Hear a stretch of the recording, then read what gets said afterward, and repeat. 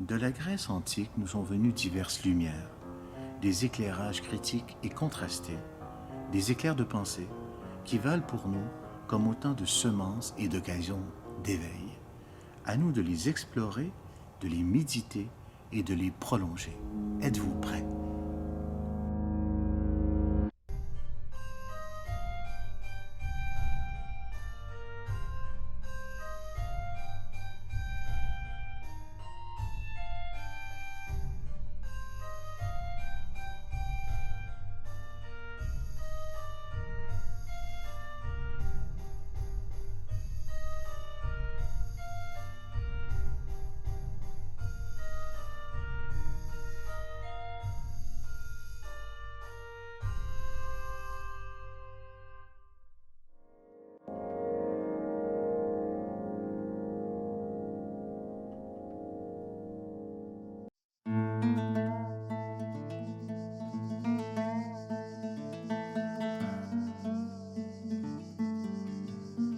En 508 avant Jésus-Christ, à Athènes, vint l'éveil démocratique.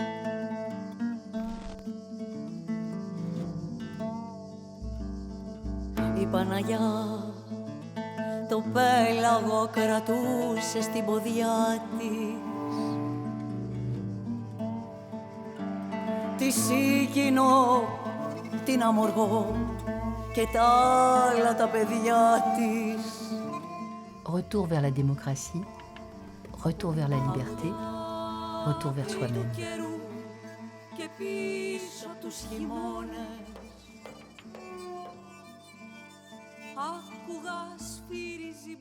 άκουγα σφύρι ζιμπουρού.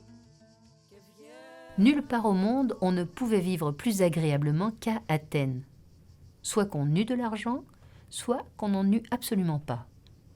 Athènes fut le lieu de la découverte et du déploiement d'une vraie démocratie qui servit de modèle à l'Occident.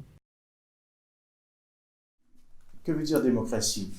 Démocratie, c'est le pouvoir du peuple. Démos, le peuple, démos, le peuple, et kratos, le pouvoir. Le terme démocratie, du grec ancien démokratia, combinaison de démos, territoire, de déestai, partagé, puis finalement peuple, en tant qu'ensemble de tous les citoyens de la cité, et kratos, le pouvoir. Et vous savez, au départ, la démocratie, c'était presque une insulte. C'est les oligarques, ce sont les oligarques, à savoir le gouvernement des quelques-uns, les oligoi, les quelques-uns, qui ont inventé cette appellation presque injurieuse. Ah, mais qu'est-ce que c'est que ce pouvoir du peuple? Et dans toute l'histoire de la cité athénienne, l'opposition entre les oligarques ou encore entre les monarchistes, pourrait-on dire, les partisans de la monarchie ou de l'aristocratie, et les partisans du peuple, ça a toujours été une tension extrêmement forte dans toute l'histoire. D'où le danger et la crainte de la part des citoyens que leur démocratie à laquelle ils tenaient ne soit renversée. Et d'où la méfiance par rapport à un discours comme celui de Platon, à bien des égards, ou encore de Socrate, qui ne sont pas exactement des ennemis de la démocratie.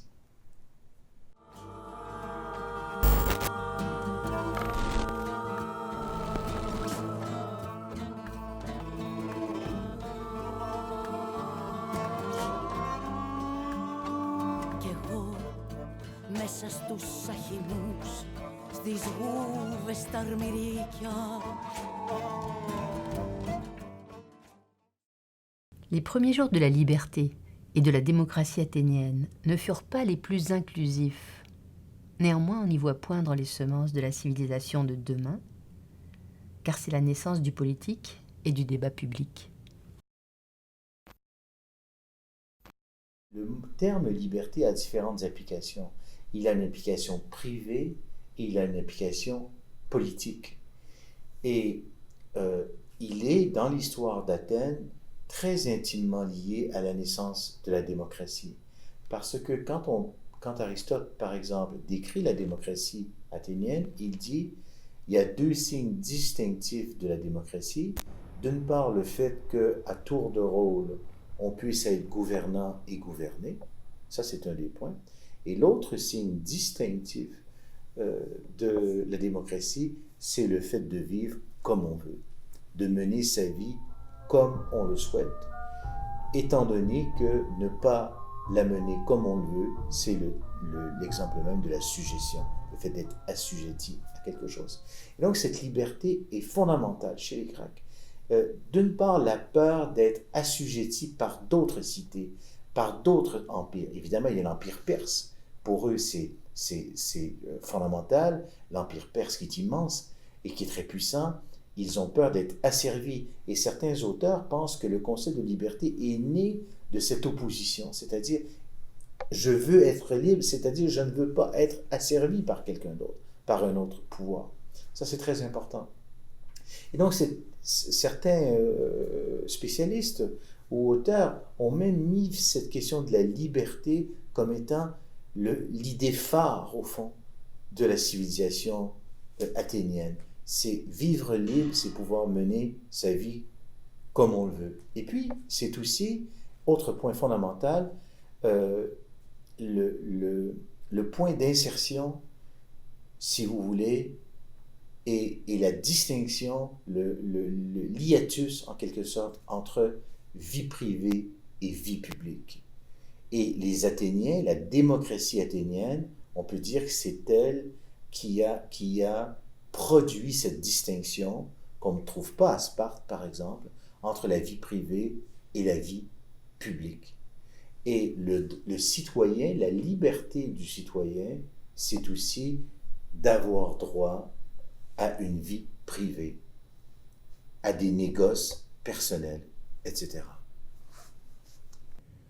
On peut hardiment assurer qu'aucune nation de l'Europe n'aurait été en état d'atteindre sans guide, sans maître et par sa propre force, au point où les Athéniens s'étaient élevés. Que d'efforts n'a-t-il pas fallu faire pour renverser un édifice tel que la féodalité ?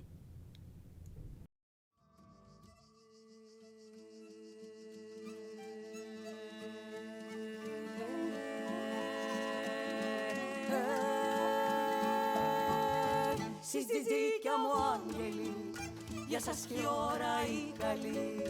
Ο βασιλιάς ο ήλιος ζει. Ο βασιλιάς ο ήλιος ζει. Κι όλα αποκρίνονταν μαζί. Κι όλα αποκρίνονταν μαζί. Ζι, ζι, ζι, ζι, ζι, ζι, ζι.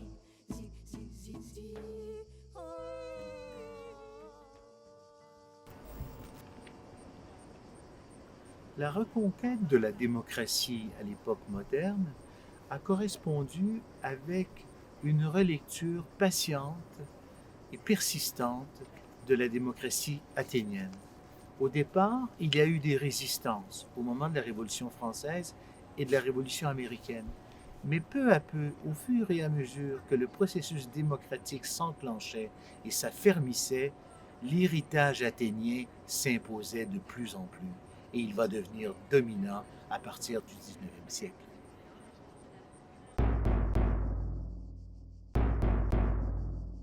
Avant la démocratie grecque, il n'y avait pas vraiment de démocratie. Nous ne connaissons pas d'expérience détaillée, démocratique, avant l'expérience athénienne ou les différentes expériences grecques.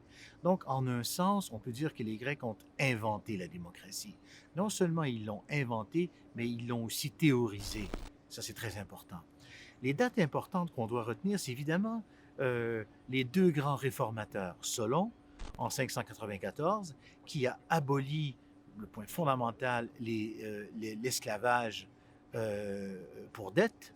Et d'autre part, le deuxième grand réformateur, celui à partir de qui on pense véritablement que la démocratie a démarré, c'est Clisthène l'Athénien, en 508.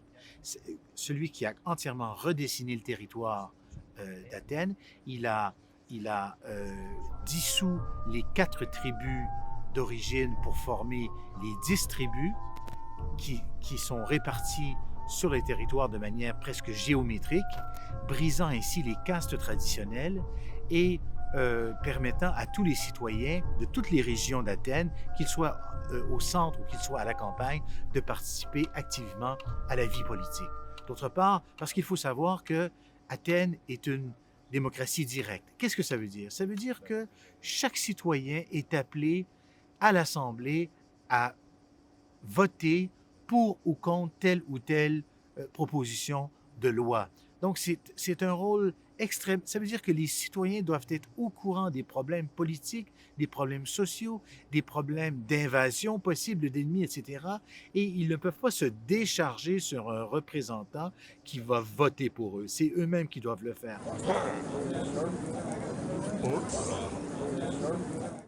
Il y a une sorte d'éducation du peuple qui est fondamentale.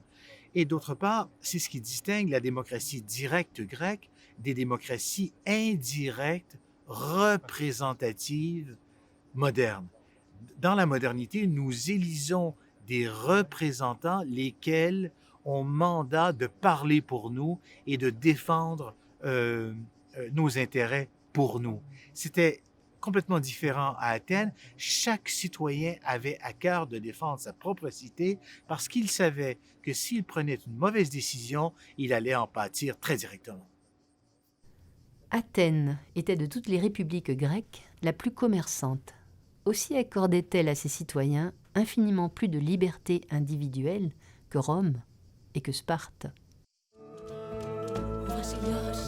Ο βασιλιάς ο ήλιος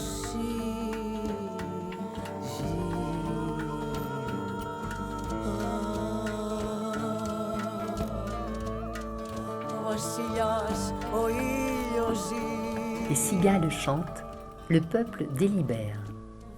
La démocratie athénienne est une affaire publique, elle s'exerce dehors, sous le ciel de l'Attique.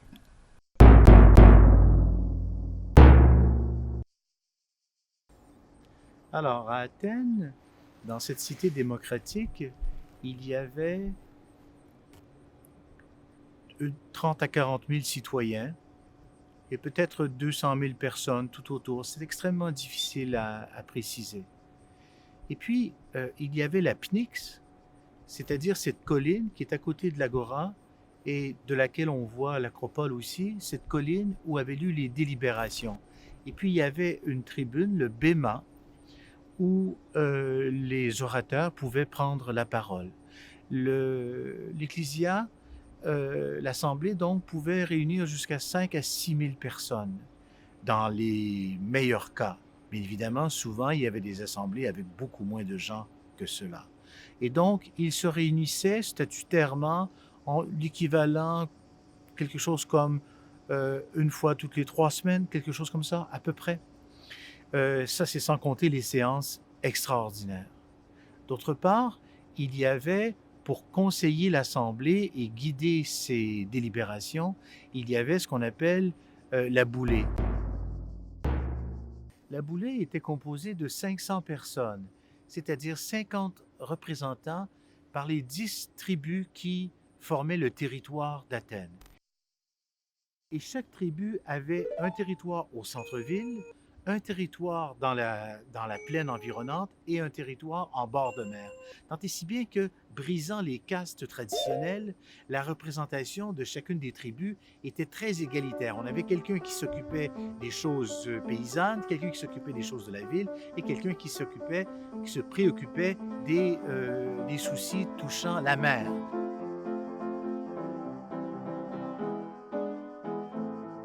Boulay avait pour tâche de préparer les lois, les thèmes de délibération pour l'Assemblée.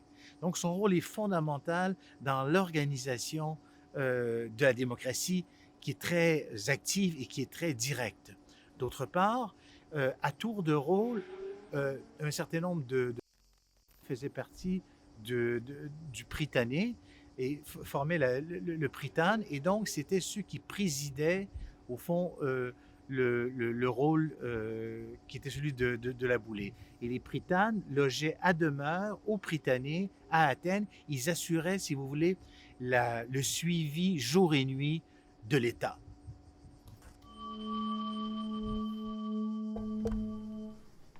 Les Athéniens et les autres peuples, lorsqu'il délibère sur des matières relatives à la profession de l'architecte ou à quelque autre métier, croit devoir prendre l'avis de peu de personnes. Et si quelqu'un n'étant pas du petit nombre de ces experts s'avise de dire son sentiment, il ne l'écoute pas, et à bon droit. En revanche, quand leur délibération porte sur la vertu politique, qui comprend nécessairement la justice et la tempérance, ils écoutent tout le monde. Et ils font bien, car il faut que tous participent à la vertu politique. Ou alors, il n'y a point de cité.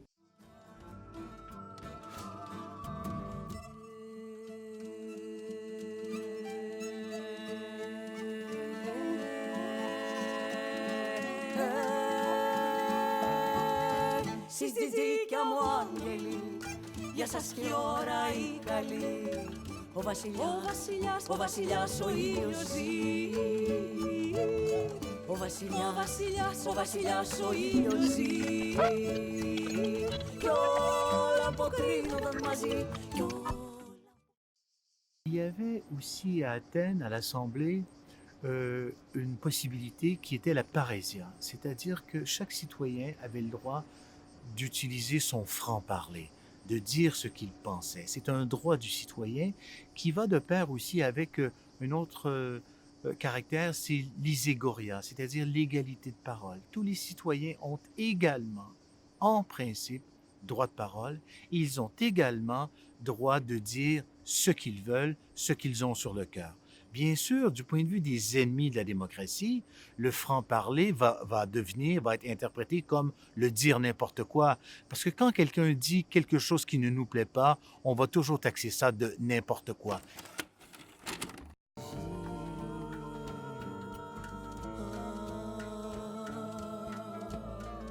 Mais le jeu démocratique était celui-là, c'est-à-dire que les citoyens avaient le droit d'aller dans toute direction dans leur discours et d'être pour ou contre et de plaider, d'argumenter, de délibérer en un sens ou dans l'autre. Telle était la force de la démocratie.